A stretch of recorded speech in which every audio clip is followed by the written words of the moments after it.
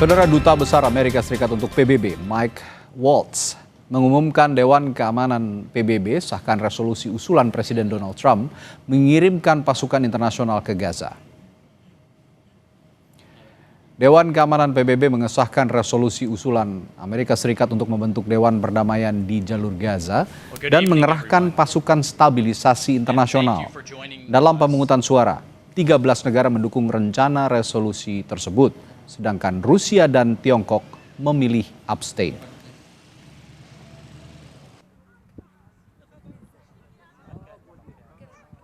The United Nations Security Council has just adopted the United States-sponsored resolution on Gaza that does something we haven't seen in generations. It provides a real, actionable pathway to lasting peace for Palestinians and Israelis. And I would encourage everyone around the world, and I would certainly encourage the media to read the entire resolution. Read the whole thing. It is truly a victory for everyone who believes in a future where the Palestinian people can determine their own destiny. Saudara, Dewan Keamanan PBB secara resmi mengesahkan pembentukan pasukan stabilisasi internasional. Lantas apa saja yang dilakukan atau yang akan dilakukan oleh pasukan internasional dan apa tugasnya? Akankah ini menciptakan perdamaian abadi di Gaza?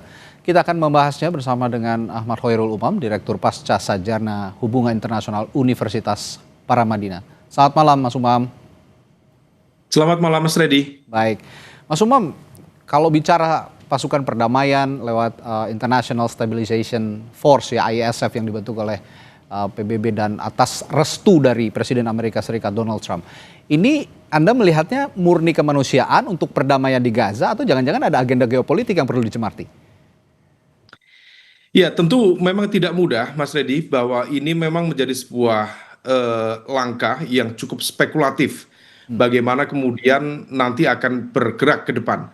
Tetapi sebagai sebuah upaya untuk menghadirkan perdamaian di Gaza, tentu ini patut untuk diapresiasi, yaitu U.S.-led peace architecture dalam konteks post-war governance. Maka hadirnya ISF tadi, International Stabilization Force, memang kemudian diharapkan bisa melakukan proses penciptaan ya perdamaian di fase awal, meskipun sebenarnya kemudian tentu responnya, reaksinya ini tidak mudah. Karena bagaimanapun juga dari sisi Israel sendiri juga menyatakan sikapnya yang tegas untuk tidak menerima beberapa hal di dalam konteks kehadiran ISF ini, dan juga Hamas sendiri juga menyampaikan bahwa ini sebagai sebuah US-led peace architecture yang sifatnya dipaksakan. Artinya dalam konteks teknis di lapangan, ASF ini juga berhadapan atau berpotensi berhadapan bukan hanya dalam konteks bagaimana kemudian Israel seringkali ya melampaui batas dalam menerjemahkan aturan-aturan hukum internasional, tetapi juga berpotensi berhadapan dengan Hamas sendiri yang per sekarang menolak untuk melakukan disarmament atau pelucutan senjata. Maka di level ini memang tidak mudah. Dan selain itu, Mas Reddy, terkait dengan Board of Peace yang tampaknya akan diketuai langsung oleh Presiden Trump, tampaknya ini kemudian juga bisa menciptakan kebingungan tersendiri ya, karena ekspektasi dunia Islam, ekspektasi termasuk komunitas Eropa untuk menghadirkan two-state solution dalam resolusi ini memang tidak begitu clear. Maka statement yang tadi kalau misal kita baca, memang ada betul terminologi independent Palestine, ada juga pathway to Palestine self-determination and statehood. Tetapi memang dalam pembahasan yang cukup berbelit, dan itu tampaknya menjadi sebuah pola diplomasi yang dilakukan oleh Amerika Serikat untuk meredam ketegangan di dalam politik domestik Israel itu sendiri. Jadi memang dinamikanya cukup light di sana, Mas Reddy. Tapi dalam konteks politik internasional misalnya, Mas Umam, menurut Anda apa makna ketika Dewan Keamanan PBB akhirnya sepakat mengirim pasukan ke Gaza? Padahal sebelumnya kan selama ini banyak usulan tersendat oleh veto. Ya, memang ini diakui atau tidak menjadi sebuah wajah baru yang seolah kemudian menunjukkan warna yang berbeda dari pendekatan multilateralisme. Karena selama ini PBB dianggap gagal dalam menciptakan sebuah komitmen konkret dalam upaya penyelesaian konflik di Gaza. Dan per hari ini justru menunjukkan komitmen yang cukup solid. Memang ada political will of the top political leader di dalam konteks sistem atau struktur politik internasional. Dalam konteks ini adalah Presiden Amerika Serikat, Donald Trump.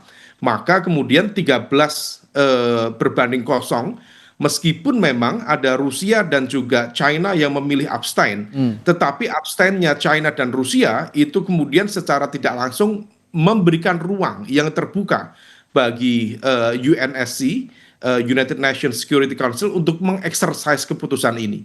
Memang tidak mudah karena bagaimanapun juga tantangannya cukup beragam, tetapi sebagai sebuah langkah awal menuju hadirnya perdamaian, menuju hadirnya two-state solution, tentu upaya untuk menghadirkan ISF di tengah ruang konflik yang selama ini betul-betul sulit untuk diredam, ini menjadi langkah maju yang harus diapresiasi. Memang Mas Redi, kita tidak banyak pilihan, tetapi sebagai sebuah fakta keputusan, ini adalah langkah positif yang patut diapresiasi bersama. Baik, nah saya masuk ke ISF lagi. Bagaimana mandat ISF ini bisa selaras dengan prinsip-prinsip piagam PBB misalnya? Khususnya pasal 24 kalau saya baca ini tentang tanggung jawab Dewan Keamanan dalam menjaga perdamaian internasional. Toh selama ini Dewan Keamanan bertugas untuk menjaga perdamaian dunia. Ya, oleh karena itu memang betul-betul harus diletakkan pada satu basis hukum internasional yang memang mengikat. Itu yang kemudian disampaikan oleh Menteri Luar Negeri Palestina ya. Berharap bahwa putusan ini diharapkan bukan hanya berhenti pada level resolusi di tingkat PBB, tetapi memang betul-betul bisa diikat dalam konteks hukum internasional yang harus dijalankan, baik itu oleh ISF sendiri, termasuk oleh otoritas Israel dan juga otoritas Palestina. Dalam konteks ini di wilayah Gaza adalah Hamas itu sendiri. Nah, kalau misal kemudian itu bisa dilakukan, tentu langkah pengkondisian itu bisa terjadi sebagai bagian dari demilitarization zone ya. Nah, kalau misal kemudian tantangannya tadi ketidakpercayaan, kemudian terjadi eskalasi dan kemudian tidak ada backup hukum dan aturan yang memadai, itu yang kemudian seringkali menciptakan distabilitas yang justru bisa mengakibatkan banyak hal. Ya, tantangannya memang distrust ya. Pertanyaan saya sebelumnya tadi berkaitan dengan pertanyaan saya sekarang. Jangan-jangan misi ini alih-alih untuk menciptakan perdamaian di jalur Gaza, tadi Anda sudah menyinggung juga Mas Umam bahwa masing-masing pihak saling kekeh gitu ya, saling bersikukuh bahwa Hamas tidak mau melucuti senjatanya, Israel pun demikian. Nah, menurut Anda apakah misi ini justru akan menciptakan perdamaian atau malah intervensi yang berisiko membuka babak baru konflik di jalur Gaza? Ya, ini setidaknya ya memberikan ruang baru. Kalau misal kemudian potensi hadirnya babak konflik baru di tingkat Gaza, memang berpotensi tercipta karena ada satu entitas baru yang bernama ISF yang kemudian berhadapan pada ketidakdisiplinan. Dalam konteks ini bisa jadi Israel atau bisa jadi Hamas. Tetapi sebagai sebuah ruang dalam upaya untuk menciptakan peace settlement, memang langkah ini cukup promising, cukup menjanjikan untuk menghadirkan sebuah langkah awal yang diharapkan bisa menjadi, kalau dalam bahasa resolusi itu, sebagai pathway kepada hadirnya Palestinian self-determination. Nah, karena kalau misal kemudian tidak ada stabilitas, tidak ada perdamaian, tidak ada rekonstruksi ulang pasca perang kemarin, maka menjadi sangat absurd kalau misalnya kemudian kita bicara two-state solution atau bicara tentang self-determination.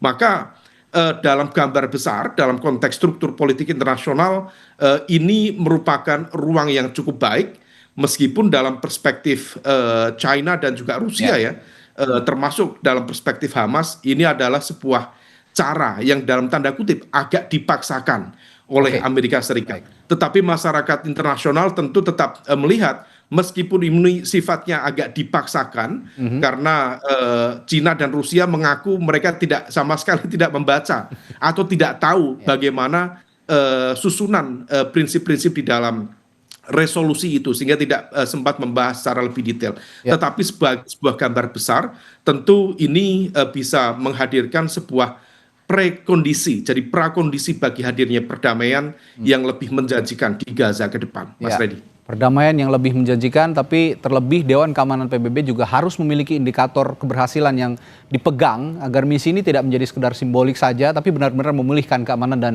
kondisi kemanusiaan di jalur Gaza. Baik, terima kasih Ahmad Khairul Umam, pakar hubungan internasional telah berbagi perspektifnya malam hari ini di Sapa Indonesia Malam. Sampai jumpa lagi. Selamat malam, Mas Umam. Terima kasih, Mas Freddy. Saudara